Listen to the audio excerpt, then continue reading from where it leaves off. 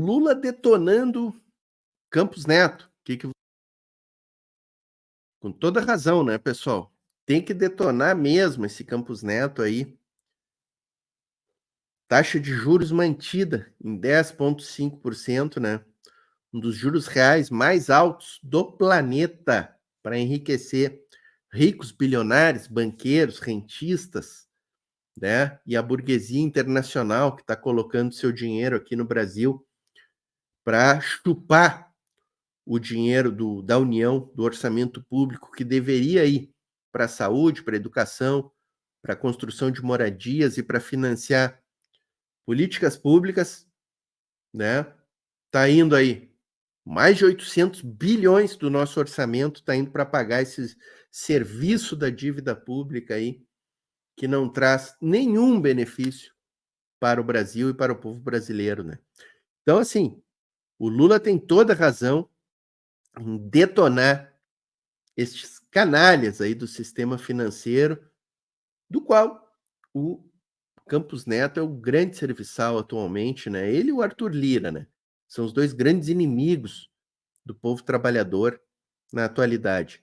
Vou começar esse programa com esse vídeo aqui do Lula, numa entrevista para a Rádio Verdinha do Ceará, né? Colocando pingos nos is aí nessa história, espinafrando Campos Neto e travando um debate importante, né? Depois eu trago aqui um vídeo da TV 247, repercutindo também a questão aí dos juros e os prejuízos que ela vai causar efetivamente na economia, né? Então vai estar ali o Atushi e outros jornalistas ali na 247 debatendo esse tema. E para finalizar, o Mauro Cid entregando mais uma aí do Jair Bolsonaro, né? O Mauro Cid dizendo que pegou o dinheirinho das vendas das joias, ó, e pum, deu na mão do Bozo. E aí, falta mais alguma coisa para Polícia Federal fechar esse relatório, mandar para o Gonê e para o Gonê mandar para o Judiciário? Acho que não, né? Vamos com o Lula aqui, ó. Vamos com o Lula então, pessoal. Deixa eu pedir para vocês, ó, antes de soltar o Lula detonando o Campos Neto, aqui, ó, chega deixando a curtida e diga no chat de que cidade vocês estão assistindo o programa, tá, pessoal? Importantíssimo para nós esse comentário de vocês aqui no chat, dizendo a cidade, se estão gostando, se gostam do canal, se não gostam, críticas, dúvidas. Bota ali no chat qualquer coisa que é importante para nós, pessoal. Por favor, deixa um comentário aí no chat. A República nunca se mete nas decisões do Copom e do Banco Central. O Meirelles tinha autonomia comigo tanto quanto tem esse rapaz de hoje. Só que o Meirelles era uma pessoa que era um cara que eu tinha o poder de tirar, como o Fernando Henrique Cardoso tirou tantos, como outros presidentes tiraram tantos. Aí resolveram entender que era importante colocar alguém, sabe, que tivesse um Banco Central independente, que tivesse autonomia. Ora, autonomia de quem? Autonomia de quem? Autonomia para servir quem? Autonomia para atender quem? Porque veja o negócio, eu estava numa reunião do orçamento discutindo que nós temos possibilidade de ter um déficit de 30, de 40 bilhões de reais. Aí eu fico olhando do outro lado da folha que me apresenta, só de juros no ano passado foram 790 bilhões de reais que a gente pagou. Só de desoneração foram 536 bilhões que a gente deixou de receber. E toda vez que a gente fica discutindo corta, a imprensa fala muito, a imprensa fala, vai aumentar o salário mínimo, é gasto, vai aumentar o professor, é gasto, vai aumentar... E por que não transforma em gasto a taxa de juros que nós pagamos? Se você pegar os investimentos de crédito nesse país, você vai perceber que os créditos, Jéssica, os grandes créditos são feitos pela Caixa Econômica Federal, pelo Banco do Brasil, pelo BNB e pelo BNDES. Porque os bancos privados, eles preferem, ao invés de fazer crédito, ganhar dinheiro com a alta taxa de juros de 10,5%. Então, foi... É isso aí, né, pessoal? Rentismo. Rentismo é isso aí, ó, pessoal. O que é rentismo? O cara é o banqueiro lá, tá? Santander, Bradesco, Itaú. Em vez de emprestar dinheiro para um pequeno empresário, para o médio empresário, para ele fazer um investimento, para abrir um pequeno negócio para o comerciante, em vez de ele emprestar dinheiro ali, ele coloca numa aplicação financeira, que vai dar um juro alto e não sabe. E ele vai ganhar mais aplicando o dinheiro dele, sem o risco da inadimplência, tranquilinho, do que... Isso é rentismo. Outra coisa, o cara que tem dinheiro, tá, um industrial, para aumentar o parque industrial dele, vai aumentar o parque industrial? Vai correr risco ali de contratar gente, de aumentar a indústria, comprar maquinário, correndo risco, sabe, do negócio, risco do empreendimento, né? Ou vai botar numa aplicação financeira para ganhar o dinheirinho tranquilo? É isso aí é rentismo, pessoal. Foi uma pena. É o que o Ladislau Dalbor chama de a era do capital improdutivo. Tu pega o capital que tu tem, em vez de tu investir aquele capital num fomento da economia, num comércio, numa indústria, tu aplica ele. E o capital é totalmente improdutivo. O cara que tem o capital vai enriquecer um pouco mais, vai acumular um pouco mais, mas o país não ganha nada com aquilo, não produz nada, não gera emprego, não, sabe? É isso que está acontecendo no Brasil. Que o Copom manteve, porque quem está perdendo com isso é o Brasil, é o povo brasileiro. Porque quanto mais a gente pagar de juro, menos dinheiro a gente tem para investir aqui dentro. E isso tem que ser tratado como gasto. Aí eu não vejo o mercado falar, sabe, dos moradores de rua, eu não vejo o mercado falar dos catadores de papel, eu não vejo o mercado falar do desempregado, eu não vejo o mercado falar das pessoas que necessitam do Estado. Quem é que necessita do Estado? É o povo trabalhador, é a classe média, que é quem paga imposto nesse país. Esses dias você viu que eu fiquei meio nervoso, porque nós pagamos 45 bilhões de dividendos para os acionistas minoritários da Petrobras, 45 bilhões, e não paga um centavo de imposto de renda. E você, Jéssica, depois de trabalhar um mês e meio no microfone da Verdinha, você vai receber o seu salário e vem descontado 27,5% de imposto de renda. O trabalhador ganha uma miséria de participação no lucro no final do ano e tem que pagar imposto de renda. E nesse país, quem ganha dividendo não paga imposto de renda.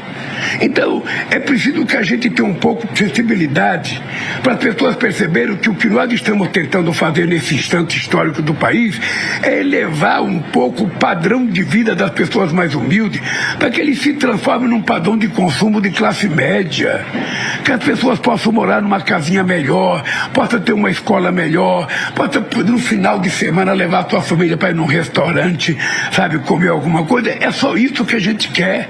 Agora, isso é muito difícil, porque os que estão em cima não querem que os que estão embaixo subam um degrau na escada. Ela tinha 8 filhos que trabalhavam e a gente chegava todo final de mês, todo dia 10, que era o dia do pagamento, a gente chegava com o nosso envelope com o dinheiro dentro, todo mundo entregava o dinheiro para ela, ela abria os envelopes, colocava todo o dinheiro junto e ficava dizendo: esse aqui é para pagar a bodega, esse é para pagar a padaria, esse é para vocês pagar o transporte, esse, sabe, ia fazendo a distribuição de dinheiro. E ela dizia: a gente não pode gastar o que a gente não tem. Se a gente tiver que fazer uma dívida, é para comprar alguma coisa, para aumentar o nosso patrimônio, para valorizar. Mas a gente não pode jogar dinheiro fora. É assim que eu governo o Brasil. Ou seja, eu não quero gastar o que eu não tenho e eu não quero gastar mal. Eu quero fazer gasto que seja uma coisa necessária. Pagar salário para o povo é um gasto necessário. Melhorar a qualidade da saúde é um gasto necessário. Melhorar a qualidade da educação é um gasto necessário. Você não vai melhorar a educação se você não contratar mais professor, não melhorar os professores, não fazer mais curso para os professores. Você não vai melhorar. Sabe, então o que nós queremos é fazer gasto de qualidade com o povo brasileiro, e isso nós não abrimos mão. Nós vamos continuar aumentando o salário mínimo de acordo com o crescimento do PIB. Você sabe que eu tenho um compromisso de isentar de imposto de renda quem ganha até 5 salários mínimos. Eu ainda tenho 3 orçamentos para fazer e nós vamos garantir isso. Agora é importante as pessoas saberem que nós votamos apenas 1 ano e 6 meses. E que esse governo foi governado durante 3 anos por aqueles que deram o golpe na Dilma e depois foi governado por 4 anos por outra pessoa que desgovernou esse país. Então o que nós estamos fazendo é reconstruindo as coisas. Nós anunciamos a semana passada no Palácio 5,5 bilhões do PAC para que a gente possa dotar as nossas universidades de condições de funcionalidade. Sabe, nós colocamos dinheiro para construir laboratório, para construir novas salas de aula, porque muitas universidades que eu comecei a fazer em 2006, 2007, 2008, elas ficaram paralisadas. O laboratório não foram feitos, sabe? O refeitório para os estudantes não foram feitos. E nós agora estamos refazendo aquilo que já era para estar pronto há 10 anos atrás. Então as pessoas precisam compreender que muitas vezes reconstruir é mais difícil do que começar uma coisa nova. E nós estamos reconstruindo porque nós não vamos abandonar nenhuma obra que foi paralisada nesse país. Nós vamos recuperar todas porque o povo brasileiro precisa disso. Então, nós... 7 anos do golpe, né, do golpista e do inelegível, foram de total retrocesso, né? De total retrocesso, tanto das políticas públicas, quanto de destruição do serviço público, de entrega do nosso patrimônio, Petrobras, refinarias, Eletrobras, de corrupção, né? Com o inelegível. A gente está vendo aí o caso das joias, essas entregas de refinarias da Petrobras aí que deveriam ser auditadas, inclusive, né? E as políticas públicas todas destruídas, né? O orçamento totalmente voltado para o rentismo, né? Para o serviço da dívida pública, para plano safra para agronegócio, né? E nenhum plano safra para agricultura familiar, né? Então, realmente, isso que o Lula fala tem procedência, né? E essa reconstrução está sendo muito custosa para nós, né? Está sendo muito custosa. E temos aí uma expectativa, eu tenho dito, né, no horizonte para 2025, já sem o Campos Neto no Banco Central, né? Acho que pode se abrir um horizonte melhor aí, né? Não tenho grandes ilusões, tá? Não pensem que eu tenho grandes ilusões, né? O próprio Haddad vem fazendo uma política econômica extremamente conservadora, né? Com muito pouca diferença em relação ao Jair Bolsonaro, né? Mas o pouquinho de diferença que tem, pessoal, é isso que é importante a gente compreender.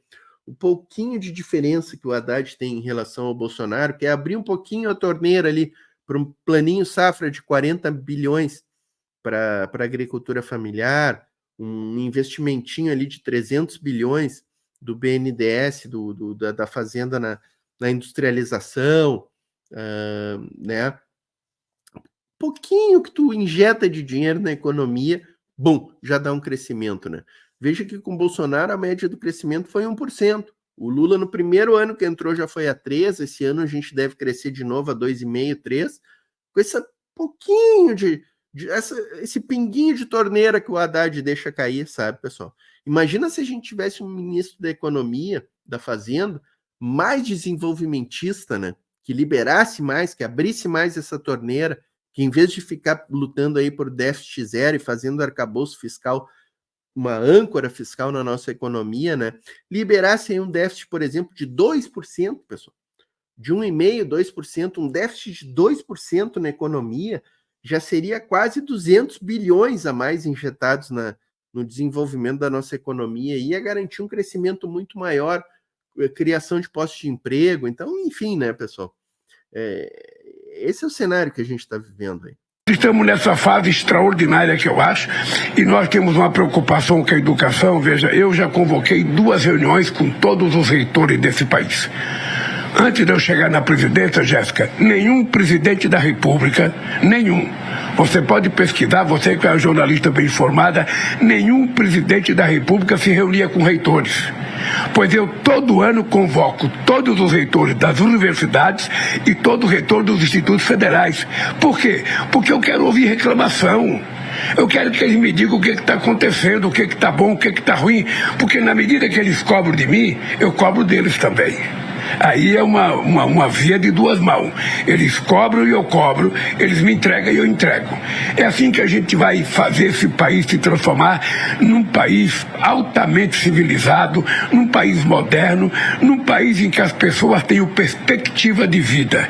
As pessoas nascem, ficam adultos, sabe? Depois as pessoas casam, constroem famílias, muitas vezes tem nenhuma esperança. O que nós queremos é dar a seguinte esperança para o povo, sobretudo para o pai e para a mãe: a gente vai garantir que o seu filho, independentemente do berço em que ele nasceu, ele vai ter a oportunidade de fazer um curso técnico, de fazer uma universidade.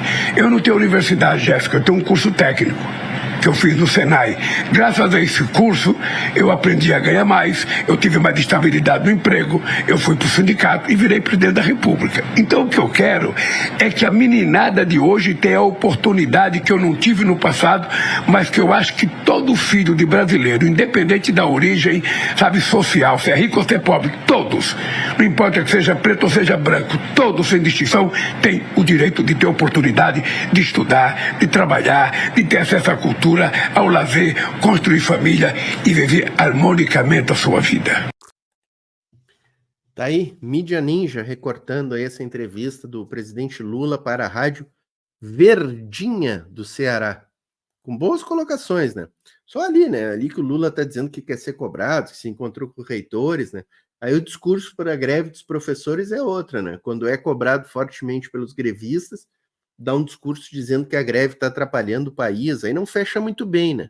Não fecha muito bem esse discurso do Lula aí, dizendo que os professores têm que ser bem remunerados. Ele falou ali no meio da fala que é investimento, né? Pagar professores. E aí, quando tem a greve, né? E aí tem outros servidores que já ganharam reajustes muito maiores do que os professores, né? Inclusive categorias que eram pró-golpe, né? Pró-golpe. Então, assim, algumas coisas aí o discurso não está coincidindo com a prática, né? Mas vamos junto, né? Estamos junto aí com o governo do Lula, que vem fazendo pelo menos, né, alguma coisinha aí. Não tá longe de ser o que a gente queria, né?